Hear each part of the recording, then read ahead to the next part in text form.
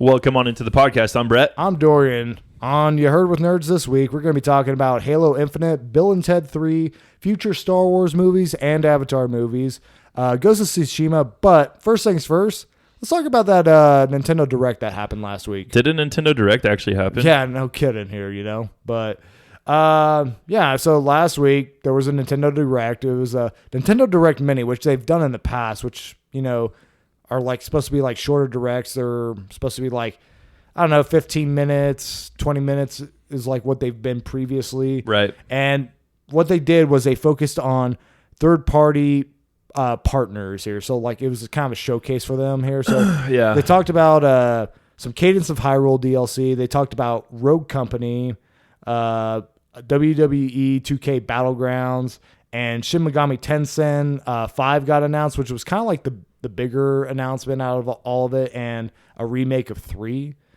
But, you know, that was it. It was like legitimately only 8 minutes long. Yeah, so you might have to cut this next part because I don't know how gross it'll be. But so I woke up in the morning to take my morning dump. Okay. And figuring this would last me. Yeah, the whole. I mean, or I'd be watching. I was like, oh, I'll start it now, and then I'll go do some stuff and listen to it. Didn't even last me the whole duration. Like, yeah, you know, I started it before. But anyway, you know, long story short, I don't think anyone thought it was going to be this kind of this. This isn't even a direct. This is you could have just dropped this as a non-direct. Mm-hmm. And it'd been fine. Or just like put like a bunch of trailers. Or let us know, hey, it's going to be third party. On their they always do that. Well, I mean, they did like previously, but I mean. The day before, I think. Yeah, the day before, like, yeah, this is going to be focused on partners and all that. It's like, all right, yeah, whatever here. But it's like, you know, what they showed, I just felt like was like really weak sauce here. Yeah. I mean, when you have like WWE 2K Battlegrounds being like one of like the main, taking up like a nice chunk of your 8-minute direct here. It's like, okay, come on, man. Like you guys can do better than that. And it's like, it's just, you know, I mean, ultimately, like, I think what it is just the fact that, you know, we're past like, you know, the E3 time frame here, where if like COVID wasn't happening, you know, we would have an E3 about a month ago, right, roughly. And basically, we haven't gotten, you know, anything to really replace that from at least Nintendo, because Sony did their, you know, big game showcase on PS5. Xbox just did it. Ubisoft did it, I think, last week or something like that. Mm-hmm. You know, and we're still kind of knocking on Nintendo's door saying, hey, what do you got for us here, you know? Yeah, so like, we want to see more Breath of the Wild too. We want to see, you know, what is coming down the line first party, because, you know, we're kind of hurting a little bit out here. Yeah, so I think this is it was a big upset for almost everyone, I think, that's a Nintendo fan. Yeah. Mainly because we haven't gotten a direct in a year. Like a full direct, we've gotten direct minis. Yeah. We haven't gotten a full direct in over a year at this point, because E3 I think was the last big direct. Yeah, I'm trying to remember exactly when that was here. I mean, I think you might be right, or we're pretty close. Pretty close on to that it's been, projection, yeah. You know, 360 some odd days with zero news as to something new that's potentially coming out. Well, yeah, big title, big first party, reveal. Like in terms of like a new title here, because I mean we've had like updates on like, you know, Smash Bros. We've had updates Animal on Crossing, Pokemon, Animal Crossing, all that stuff. But do you remember like the Smash Bros. Direct when they announced Smash was coming? Like, yeah, no, that was insane. Like, they dropped at the very end. Yeah, at the very end, and it was already like a pretty, you know, solid, big direct. I think it was like a 30 minute long direct. Like, and another one. It's like, oh yeah, just one last thing, and it's like, oh, they got like the Inklings from Splatoon just doing stuff. I guess we're getting another Splatoon thing, and then it's just like, wait a second. Okay, yeah, that you get that big Smash logo. It's great, but no, it's honestly, I just don't understand exactly the strategy. I don't know if like this is just one of the things that they're just kind of trying to trickle out information instead of doing like one big drop. They're pissing a lot of people off is the problem. Like, yeah.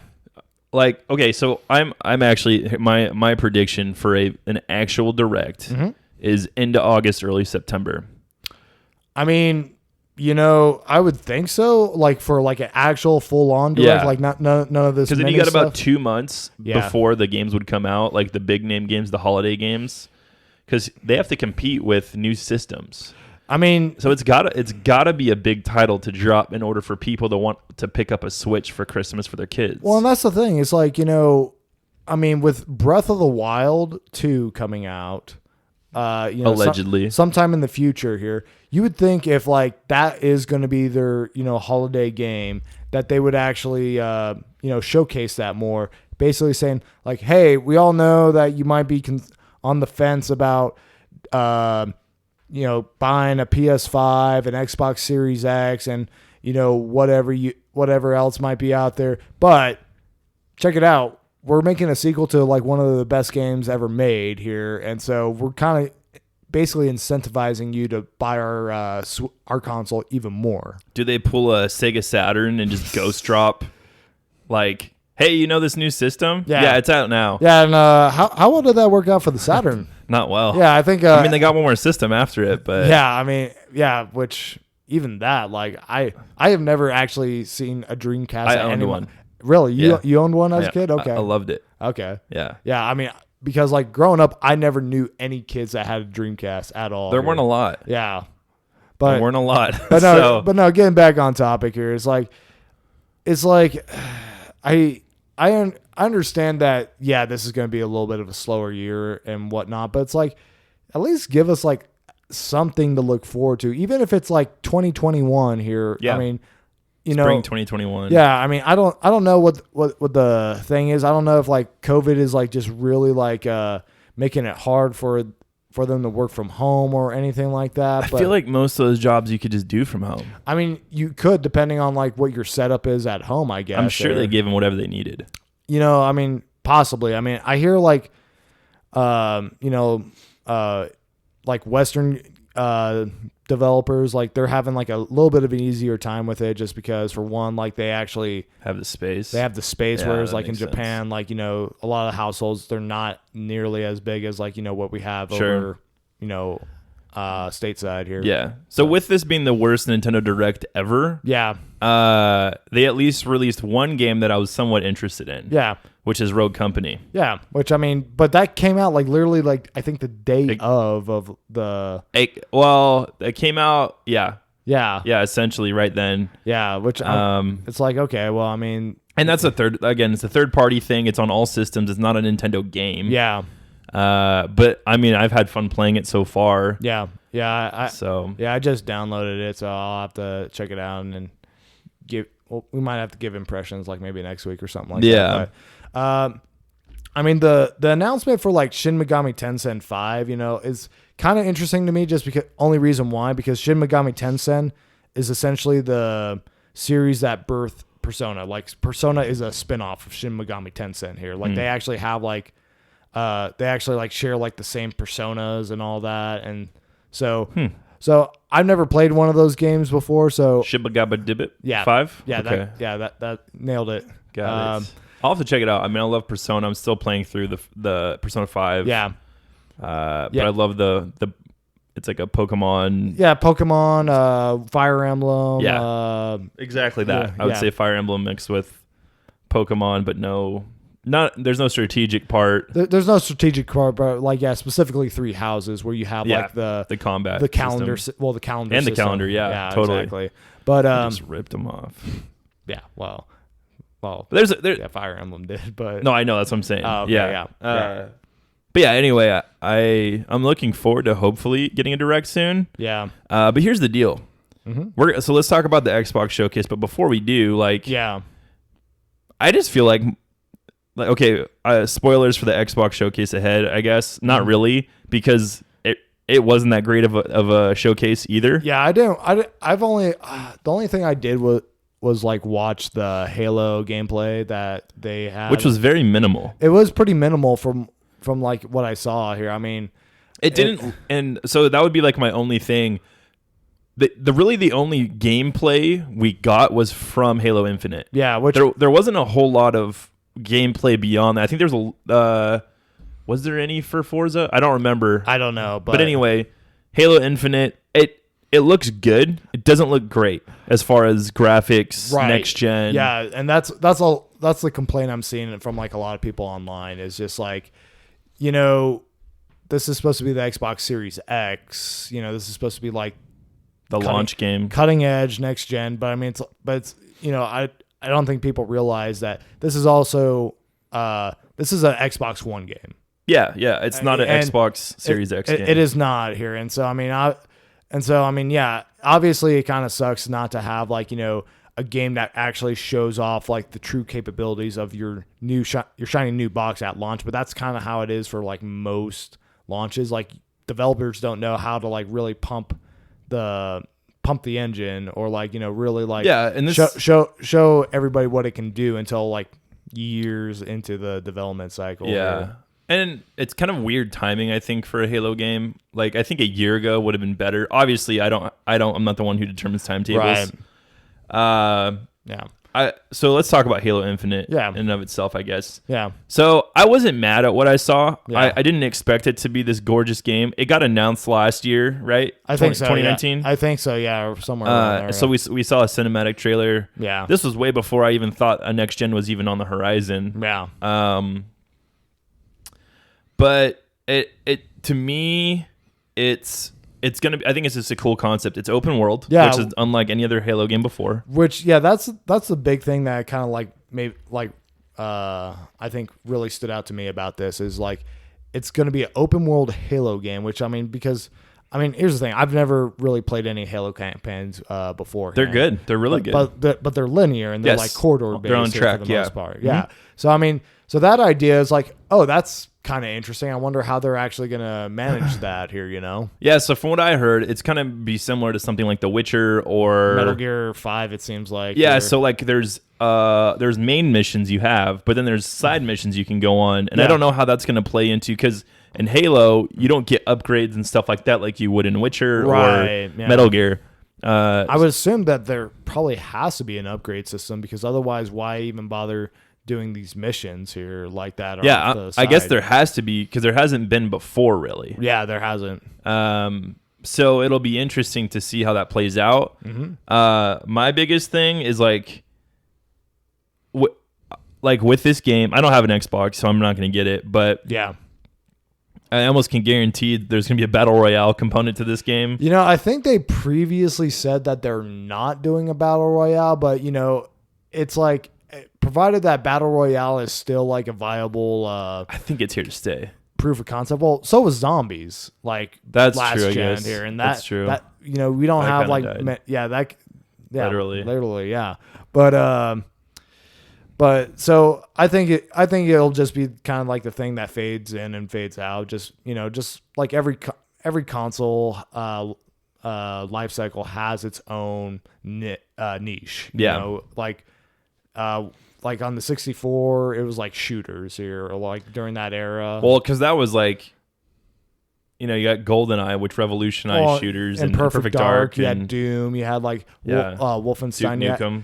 Duke Nukem. You had all those things. Turok. Super Nintendo. It was like fighters. It was like it was Street Fighter. It was 2, Mortal Kombat. You know, it was all those ones here. Yeah, and I'm interested to see where it goes with this, but I think a battle royale. I mean, I like battle royales, but the thing that has starting to kind of more surface, I think, within the games. So we see games. So Hyperscape's coming out. Yeah. We have Rogue Company. Yep. Valorant, CS:GO, stuff like that, where it's like a 4v4 tactical shooter. Yeah. I think because they're coming to the systems, I think it's going to gain a little bit more popularity. Yeah, well, I mean, even Overwatch is like... And Overwatch is a great example of that, too. Yeah, exactly. I mean, obviously, Overwatch... I think if Fortnite didn't come out, or like the Battle Royale didn't gain steam, I think a lot of people would be looking at Overwatch as like the gold standard for like for the next like multiplayer. So the hero shooter, I guess you could call it, would be the what I could see being more prominent in next generation. Yeah, but we'll see. Yeah, but we kind of veered off topic on this. So going back to Halo, I mean, you know, I do like the idea of like, you know, Halo like reinventing itself here. Kind of seems a little bit similar to like, you know, Nintendo taking Zelda and Breath of the Wild. Yeah. Kind of. Mm-hmm. I mean, who knows how it'll shake out? I mean, like I said, I'm not really much of a Halo guy, but one of the things that is kind of interesting to me is 343 Industries basically said that this is going to be like a game that's going to grow over time. Yeah. So it's going to be kind of like a Destiny like almost. Okay, so and that was another thing. They came out with more Destiny 2 content. Right, yeah. And I'm like, okay, that game's still going? Like well yeah, I think what the heck? I think like ultimately like what Bungie is trying to do with Destiny 2 because they said there's going to be no Halo Infinite 2. This is it. Right, exactly. And I think what Bungie is doing with Destiny 2 is like what they initially tried to do with Destiny 1. Oh yeah, totally. Or like, how they said like, Destiny 1 will be a game that you'll be playing for the next 10 years here. And obviously it failed to meet that expectation. So I think what they're trying to do now is actually fulfill that idea. Which they're doing a great job of. So Destiny is always one of those games too that is always fun to play with friends to go back to. I don't play it consistently and I won't, but yeah. No, same I don't even know how many years that game's been out at this point. Destiny 2, 3. 3, yeah. So 3 in September, I think. Interesting that they're coming with new material. If that's the case for Halo and there's a way to go about customization, stuff like that, kind of like more like Halo Reach. Yeah. Did you ever play Halo Reach at all? So no, I don't think I did. When you're playing multiplayer, you could choose different things. Like Call of Duty for the most part. Well, yeah, perks like loadouts. Perks, yeah. So you could choose different actual guns you started with. Yeah. You could choose like having a jetpack, like you would like stomp the ground and there'd be like a shield. Yeah. I don't really remember the other ones, but and it added just a little bit more to like team dynamic and stuff like that. Like, oh hey, more strategy. Like Dean's gonna have the shield. Okay, so I'm gonna get the jetpack, and so I can light on fire from above if we need the type of thing. Yeah. So that is an element. A lot of people don't like Reach. I really liked Reach. Mm-hmm. I like the DMR, which was like the rifle in it, basically. Yeah. Tons of fun with that. Yeah. And I think. And Halo has like a special place in my heart because that's like one of the that's probably the first shooter I spent a lot of time in. Yeah, no, I get it. I mean, like, and I know that Halo is like that thing for a lot of people here. It's like Halo 2 specifically. Yeah. I mean, I know that because I mean, not only like was it like a big thing for like the shooter genre, but it's also like had like a bunch of lore to it. It has like a lot of world building to it, and like I get it. It's like and it was like a thing. Like it's kind of like you want to play like let's do some Halo. Yeah, Halo exactly. Yeah, Halo. Oh yeah, let's play some Halo. Oh yeah, no, it was a thing. Yeah, I get it. But yeah, I mean, I don't know. I mean, so as like a kind of lapsed Halo guy, you're not saying that this whole like gameplay showcase really did a whole lot for you? No, I mean, I'm at a season of my life where I'm not gonna pick up another system. Yeah,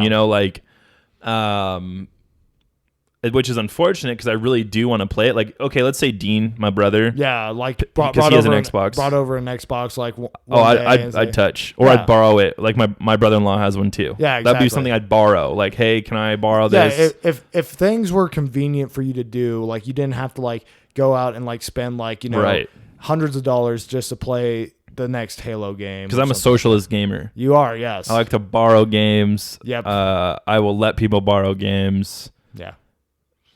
Yeah, like it makes sense. Just make it distributable, but yeah. So anyhow, so kind of going forward on like video game related in our next topic here. So basically, a couple weeks ago, we were talking about how next gen we could be seeing a $10 price increase on our games. Right now, games typically retail at $60. I think you mean $160. I mean, if you want to get for DLC for and like all that. DLC, yeah, depending on the game, base game, depending on the game. Yeah, I mean, totally. if you're talking another realm game, absolutely. Oh my gosh. Yeah. Anyway, but this is good news though. I think. Oh, the Ubisoft news. Well, maybe we'll see. But I mean, so right now, the rumor is that games next gen, because of like costs and like the price of making games are going up, that they're going to be costing $70 as opposed to $60. Yeah. Now Ubisoft, as of right now, they have Assassin's Creed Valhalla that is coming both to current gen and next gen this fall. Yep. And it's going to be retailing for $60. But they didn't rule out the fact that there might be a price increase. Yeah, so that's not true because you do see it on certain consoles where certain games cost more than others or less than others. Sure. I should say the standard's $60 right now. Standard $60 for like a base version. If you want to get like deluxe versions or whatever it's like, here, it's like 80 or whatnot. But yeah. So what I'm guessing is because I don't know when Valhalla comes out. Does it come out at launch? I believe so. Like it's November-ish. Yeah. I think. So I want to say there's probably gonna be a lot of games at launch that are still at that 60 price point. But once we get not NBA 2K. I know. But it's EA. They're always out for your money. Well, it's 2K. Or sorry, and 2K. Yeah. EA, 2K. Those sports games are always out for your money. Yeah. They wouldn't release a new one every year if they weren't, and it's literally almost no difference. Yeah, pretty much. So I think 70 will be the standard, and I'm okay with that if it means the quality, everything else goes up with this next generation. This is a game where they probably formatted it for last gen. Yeah. And they're like, we can't. Like we can't in good conscience. Yeah, do you remember when games were coming out for 360? Oh yeah, and it was like on both Xbox and 360. Yeah, no, and one was 60, one was 50.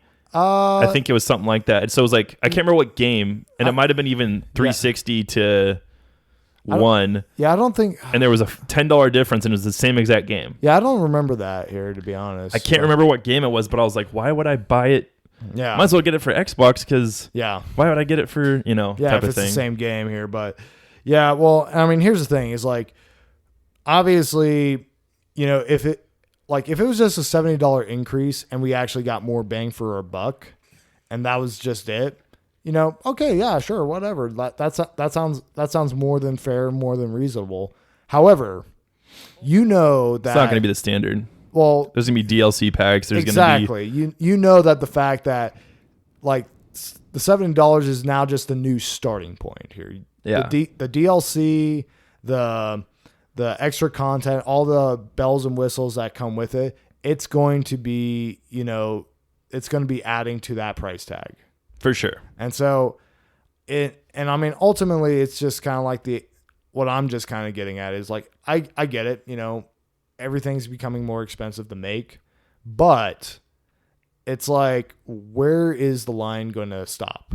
Right. Like, are we like when PlayStation 6 or PlayStation 7 comes out, are we going to be spending $80 on games or more? Because that's the thing for me. So these games I'm not someone who gets super into games. Sure.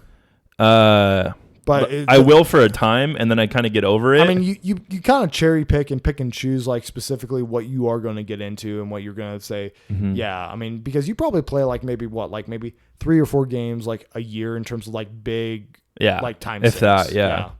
And a lot of them are like not games that are first party AAA titles. Right, like it could be just like a smaller indie game. Slay the Spire. Yeah, exactly. I play that all the time still. Yeah. So anyway, but to me, if it's a $70 base, and the future generations are gonna be more, dude, we're gonna be paying time and time over like console prices almost for just a game because let's say PlayStation 6 rolls out and $80 or $90 is the standard, and there's still $100 worth of DLC product. You know what it's gonna be? It's gonna be like back when kids had like the NES or SNESs here, like. You get like maybe 1 or 2 games a year, one for your birthday, one for Christmas here, and then that was it. And you better pick your games out well, because if you picked a game that sucked, then you're hosed. You bought like one of those crappy licensed games, like Shaq Fu or something. Oh gosh, you were hosed. Like your parents be like, you wanted it, you got to play it now. That's your game for the next 6 months here or something. I might turn into that. That's I mean, for our kids, probably, yeah. Yeah, Bodie's not gonna. He's not even gonna know what PlayStation is until he's at least 15. Yeah. I mean, he'll figure it out, but all right. So, well, let's move on to our next. Yeah. So we got some movie news coming at you. Yeah. Sonic 2 gets a release date. I'm excited for this. This is all that it is. I just want to throw it in there so we can at least start the conversation. As of now, April 8th, 2022, release date. Keyword, as of now. Yeah, so... Because we all know that the future right now for like the movie making industry is very unpredictable.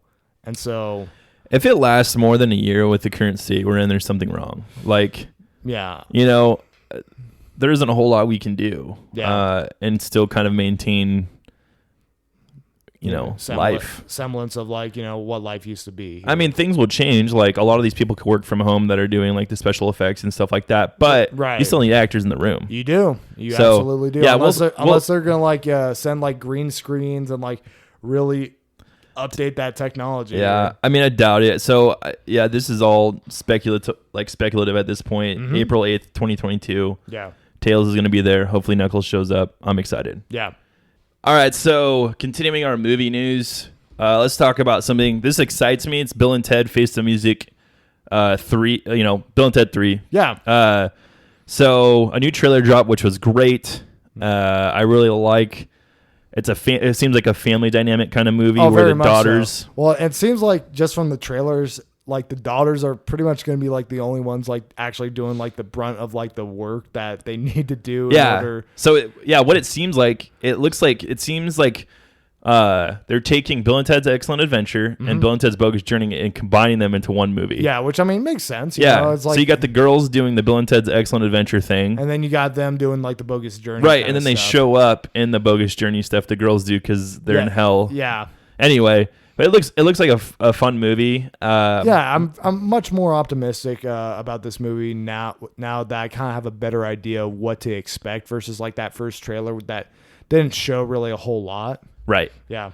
So what's exciting about this news is it's going to be released in theaters September 1st.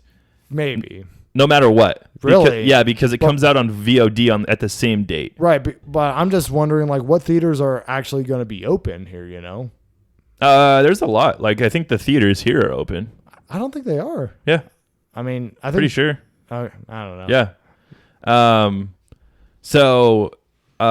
Whatever theaters are open, it's going to be at them, and if they're not, then you can watch it on video on demand. Yeah. On Amazon, whatever, Yeah, and I think this might have to be the new standard of launching movies in the Corona era, unfortunately. I just think going forward, this is going to be kind of what happens.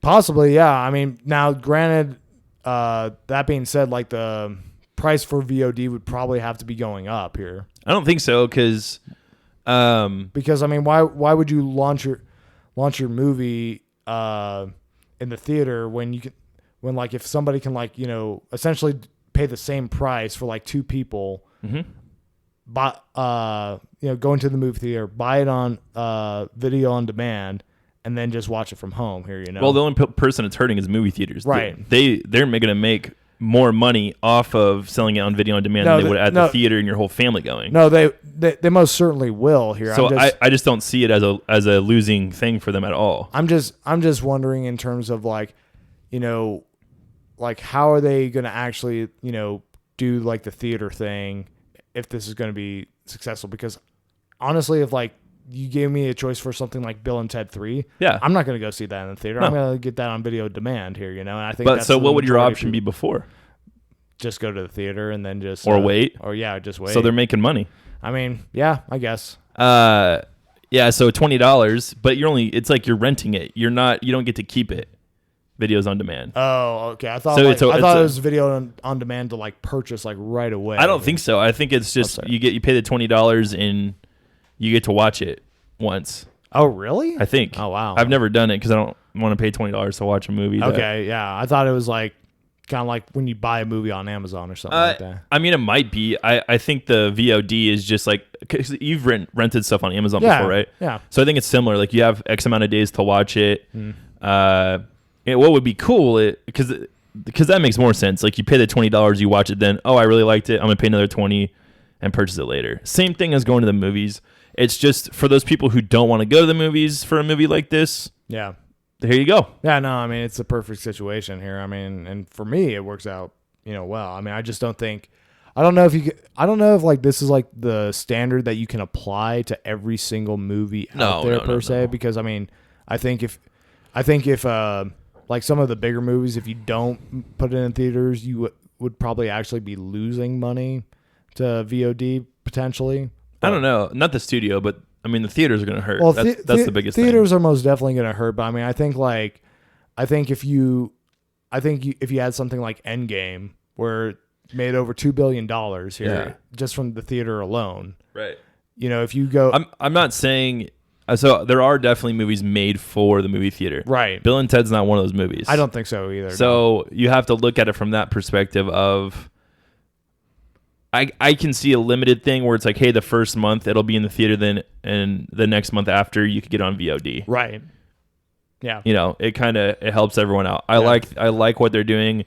I like how they put a firm September 1st. It's coming out. Yeah. It's going to be at theaters that are open, and if you don't feel comfortable going to the theater, it's on demand. Yep. And so enjoy it, because I'll probably honestly purchase it on demand and watch it at home with my wife. I probably will too, here in all honesty, but yeah. All right, so continuing this movie / show topics, Hawkeye's actually ramping up production. So how do you feel about this? So I mean, when we talk about ramping up production, they've hired 3 directors, and we've also got some details on like what the first season is going to be. It's going to be 6 episodes, which I think is the same length for like WandaVision and also Winter Soldier and Falcon. I'm actually kind of surprised that this is kind of still happening, just because there was like that stuff with like Jeremy Renner about like him like possibly being into some stuff, maybe not here. You know, his ex-wife was not too kind to him in the public eye, and so I think it seemed like that was gonna like, you know, either completely like, you know, delay this thing indefinitely or get canceled altogether here. But no, I'm actually kind of, you know, a little excited about that, just because I mean, I think Hawkeye is kind of an underrated character in the MCU. I think he's actually a lot cooler than a lot of people think. I think he just gets overshadowed by the big players for the most part. But yeah, I'm not even sure I care too much about this show as of now, until maybe I see something. Yeah. Yeah. We'll see what happens. We'll see. Other stuff that's going on, there's lots of pushbacks, lots of delays, obviously, with coronavirus still. Yeah. 2 of the biggest hitters being Star Wars and Avatar. So yeah.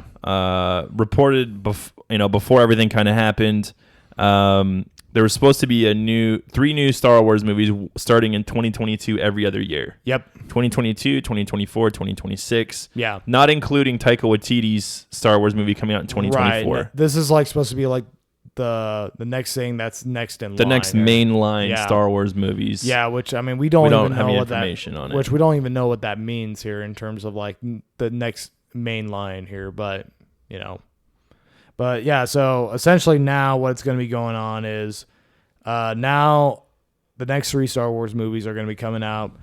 They're all going to be December releases, but it's going to be 2023, 2025, and 2027, which I kind of thought was a little odd, because I'm like, I thought you guys were talking about getting away from like the trilogy format per se, or like not being like... That's what they talked about, yeah. So I don't know, but...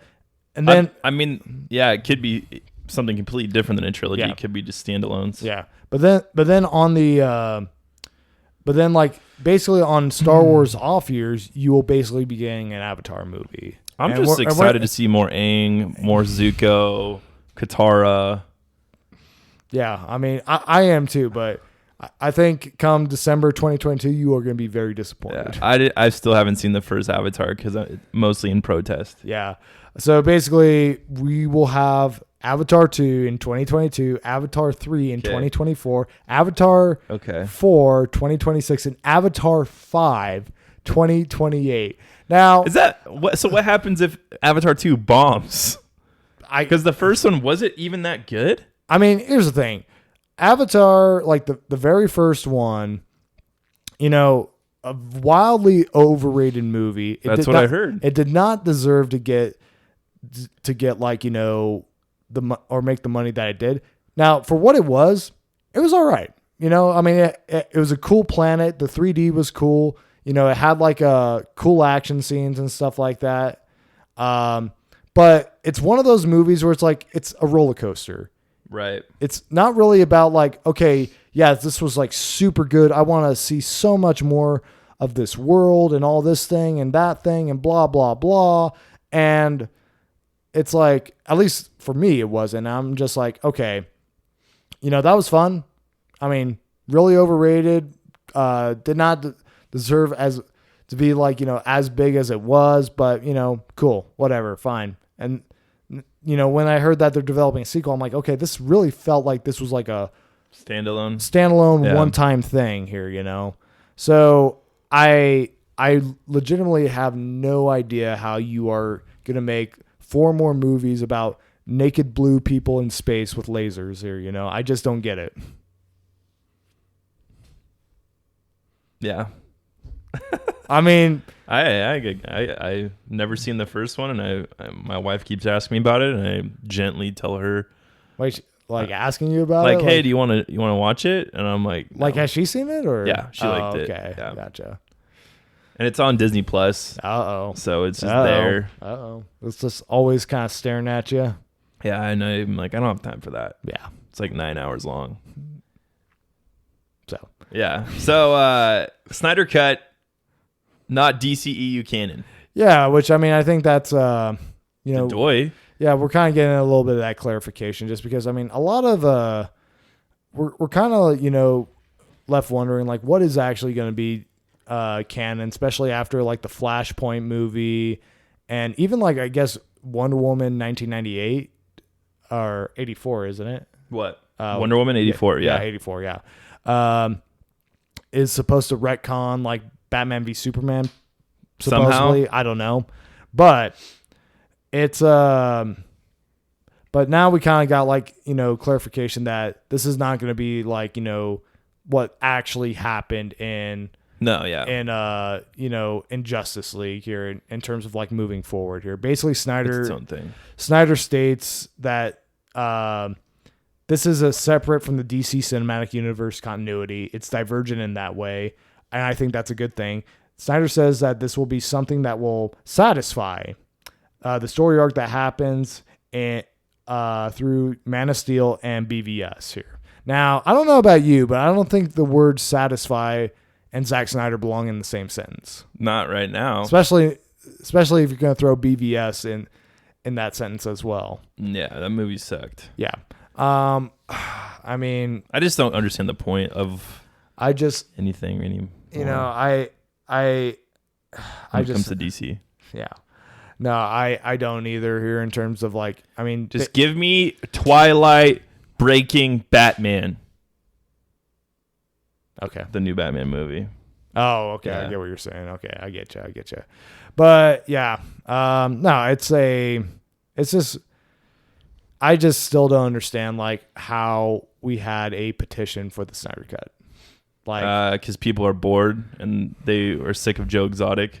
Yeah, I guess. And that's it. Yeah, that's it. And Space Force sucked. Yeah. So they're like, so give me Batman. Yeah, the last ditch effort here. Like, let's petition for a movie that probably wasn't good, but we want it anyway. Let's talk about something I'm actually excited about. All right, let's hear it. All right, so I am not a huge fan. I'm a fan of Solo, the movie. Yeah. Okay, so I thought the actors were great. I thought the story was fun. Mm-hmm. I thought the way they set it up was epic for the next Solo movie, potentially. Potentially, yeah. You got Darth Maul. Yeah. Kira, and you got this kind of raw Solo who turned into more, and he just got backstabbed by everyone in that movie, basically, and he turned into more of the Han Solo we know by the end of the movie. Mm-hmm.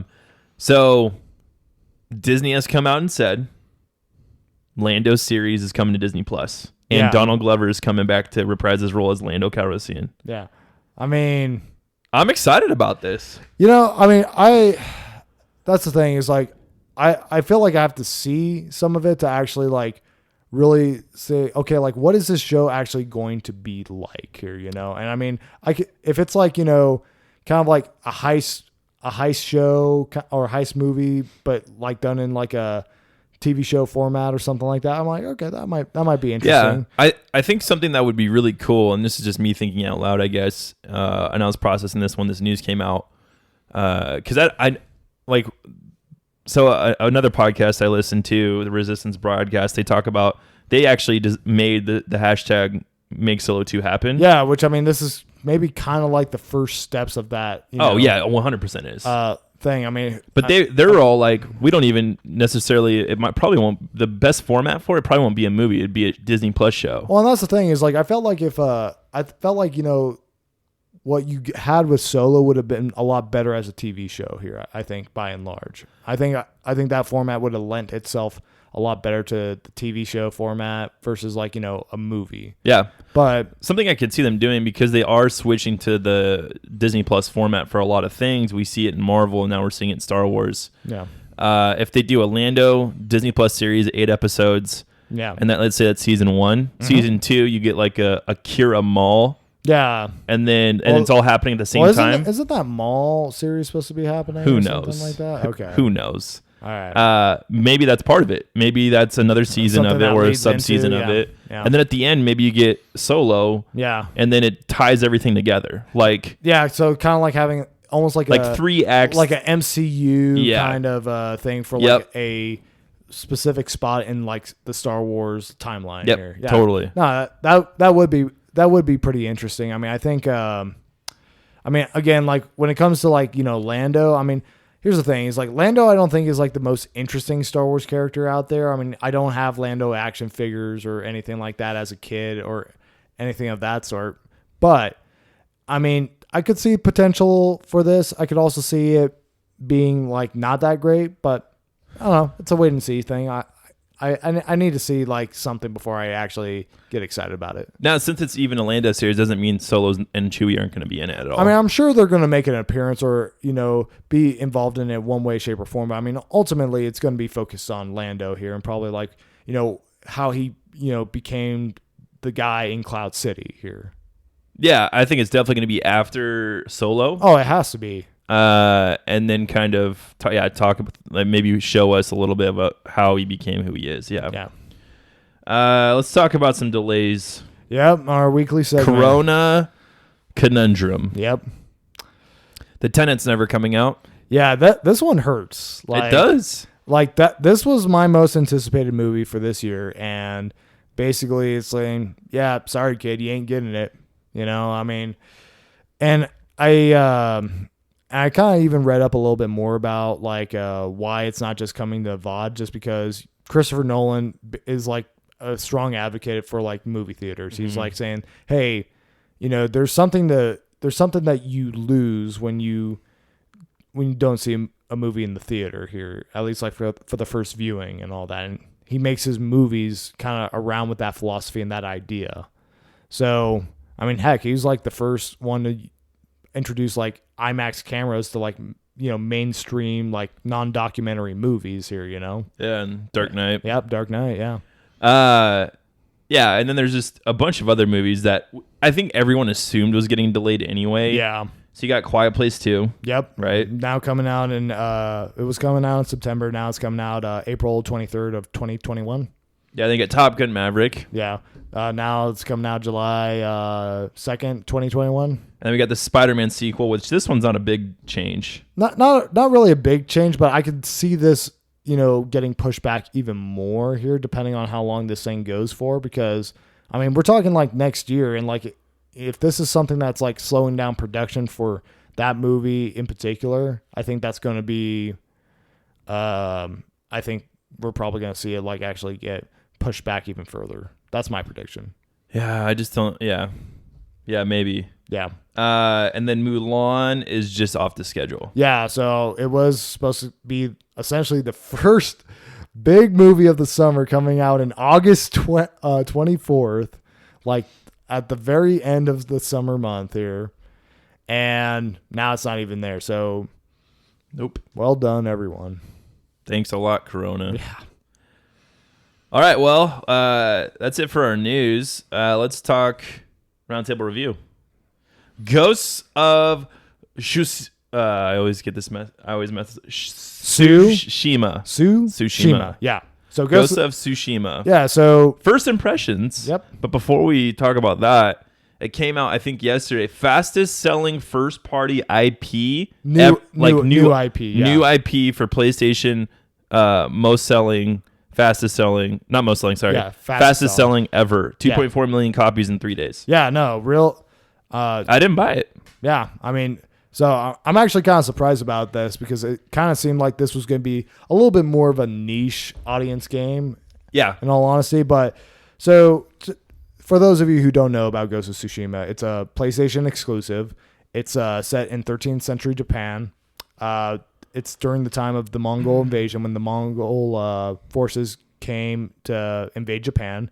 And you are basically playing as a samurai who bends his code to where you're doing like things that, you know, you would expect from a samurai, like straight up face-to-face sword fights, but you're also playing as like essentially a ninja assassin as well, using stealth and like all sorts of other things that were considered honorable back then to your advantage. So that's basically the premise. So I've played, I don't know, like maybe about 10 hours so far over this past week on this game. So these are just like my first impressions. I haven't gotten like super far. I don't think I'm halfway through the game yet. I think it's about 30 or 40 hours is what people are saying. Yeah, I'm not entirely sure, but just going into like what I like about this game. This is an open world game that doesn't try to overwhelm you. There's not like, you know, something like in The Witcher where there's like all these icons on the map here and you're just like, what the heck do I even do here? Yeah. You know, it's like I'm never going to see all of this. I'm never going to actually get to, you know, participate in all this stuff. They actually have a lot more restraint with this here. They just give you like basically just a lot more I guess like in a sense freedom to like actually, you know, not get bogged down in like, you know, the typical open world tedium here, you know, or nice. like, you know, overwhelming. And another thing about it is this is an open world game that you can play that if you sit down and play for like maybe an hour or two, you actually feel like you're actually making progress on something here. That's cool. Yeah. Whereas like, you know, you play like Skyrim or The Witcher for like, you know, 1 or 2 hours. It's like, yeah, you're getting nowhere. You did nothing. You did nothing. You might as well not have even played. Yeah. But the stealth and sword combat are both solid. The stealth combat is, you know, by and large, it's nothing super new that you haven't seen before, but it's like stuff that has been present in other video games and it works well. The sword combat, I would say, is kind of a mixture between like Sekiro, Dark Souls, and a little bit of Arkham in there here. But it works really well. And I think it's actually one of the best combat systems that we've had like in an open world game for a while here. Mm-hmm. I think the art direction is on point. Like there are like some scenes like where like the sun's setting or like the sun's rising or there's like lightning storms that really create like a super cool atmosphere here. It looks stunning. And there's not a heavy HUD either. So you're not like getting bogged down with like a whole bunch of different like things on the screen, you know, saying like, hey, here's your mini map. Here's your compass up here. Here's like, you know, the details of like the side mission you're going on. And here's your life bar. It's like, it really does not clutter up the screen, which I do appreciate. And this is a world that I genuinely like to explore. And that might be because I am kind of biased on this one here, just because, you know, feudal Japan, that setting, that is like my stick. You know, yep. I love that stuff here. But I think one of the things that it does well is that it has really clever ways on like how you discover things. So, for example, like most open world games, you might crawl to like a top of like a high area, you know, like in Assassin's Creed, and then, you know, you synchronize, you open up like the map, and then all the icons show up as to like, you know, what you can do or where you can go and all that. Basically what you do is like, you're just started out, you see like what the map is, but it's like covered in fog. So you actually have to like go out and explore or like talk to people to find out where places of interest are. And then you also have things where like, if you see a fox, you can like follow that fox. Or like a bird I saw when you were playing. A bird or a fox, and you can like they can lead you to like a secret or something like that, which I'm like, okay, yeah, no, that's actually a really cool way of like just, you know, kind of providing that ADD type of thing where you're just like maybe going on your way to a side mission, but you see like a bird and you're just like, oh yeah, I'll follow that bird, see what he's up to here, you know? Mm-hmm. And the secrets and side missions I feel like are worth doing in this game. Okay. Like, for example, when you take on a side mission, it tells you what you're going to get out of it. It's like, that's cool. Okay, you're going to get this much experience. You're going to get this kind of reward, and you're also going to get these types of material here. So it's like, you don't have to waste your time with stuff you don't want to do. You know what you're getting into. You know like, okay, is this worth doing or is it not worth doing? And then also like the secrets, like, so you could like go to a hot spring to like find a hot spring that upgrades your health. You could go to like these bamboo like cutting posts where you can basically get more like essentially like special like your SP, I guess is what you would call it. It's called resolve in this game. Okay. But yeah, so I mean, and it's also harder than I would say your typical average open world game, which might be unappealing to some people. I actually enjoy my games to be a little bit more challenging than I think most people do here. So yeah, you're weird and play Dark Souls all the time. I do. Yeah. You know, so what I'm not crazy about is there is no lock-on system for like enemies. Oof. So that'd be tough for me, I feel like. So it was tough for me like starting out, and it's not a deal breaker because it's kind of like I said, that's kind of where the Arkham combat style comes into, because Arkham doesn't. That makes sense, yeah. Arkham doesn't have like that lock-on feature, but I mean, you know, it would probably have helped things out a little bit more in all honesty, but it's still serviceable without it. The graphics in some areas are just not up to snuff. So I'm talking about like there are some environment textures that just, you know, don't look as good as like the other environment textures, and then character models are not like nearly as good. And this is me coming off of like just playing The Last of Us, where everything was like crazy, like in terms of like, you know, graphics and attention to detail and environment and stuff like that. So I mean, definitely you'll notice like a step down. But, you know, these are two different games here. One's, you know, a big open world. One's like more linear in terms of its story and like its design. But yeah, I mean, overall, I am enjoying Ghost of Tsushima. So far, it's the best game I played this year. If I had to predict like where I'm going to fall in terms of like a rating, maybe an 8 is kind of what I'm feeling like. But, you know, we'll see how things progress. Yeah, well, that's it. Thank you guys for listening. We greatly appreciate it. Make sure you subscribe, like the video, you subscribe to the podcast, all those good things. Check us out on Twitter, Facebook, Instagram, and have an awesome week. And remember, everyone's in it about something.